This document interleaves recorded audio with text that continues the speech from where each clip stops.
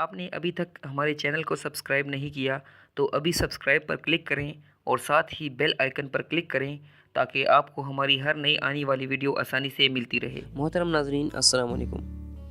آج کا پروگرام بہت ہی خاص اور ضروری ہے کیونکہ آج ہم بات کریں گے برائلر مرغی یا فارمی چکن کے بارے میں۔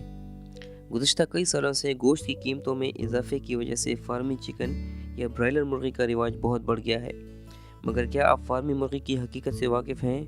دوستو، ایک فارمی چوزہ 40 سے 60 دن کے مختصر عرصے میں مکمل مرغی بن جاتا ہے، کیونکہ اس چوزے کو خوراک میں اسٹیرائڈز اور کیمیکلز دی جاتی ہیں جو کہ اس کی افزائش کو کئی گنا تک بڑھا دیتی ہیں۔ باڈی بلڈر لوگ تنسازی کرنے کے لیے اسٹیرائڈز کا استعمال کرتے ہیں اور یہ اسٹیرائڈز ان کی ظاہری جسامت کو فوراً بڑھا دیتی ہیں اور ایسے لوگ عمر کے آخری حصے میں چلنے پھرنے کے قابل بھی نہیں ہوتے۔ تو فارمی مرغیوں کے گوشت کے ذریعے ہمارا پورا معاشرہ یہی اسٹیرائڈز ہر روز کھا رہا ہے۔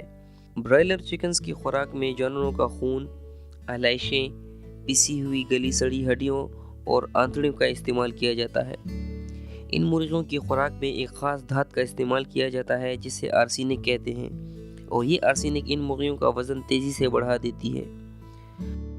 اب ایک جوان مرغی جو نہ چل سکتی ہے اور نہ دوڑ سکتی ہے، اس کا گوشت ہمیں فائدہ دے گا یا نقصان؟ سوچنے کی بات ہے۔ ناظرین، فارمی مرغی کا گوشت 40 سے 60 دنوں میں کھانے کے قابل ہو جاتا ہے، جبکہ دیسی چکن کو مکمل مرغی بننے میں 1 سال لگ جاتا ہے۔ بات کرتے ہیں ان بیماریوں کے بارے میں جو فارمی مرغیوں کی وجہ سے بنتی ہیں۔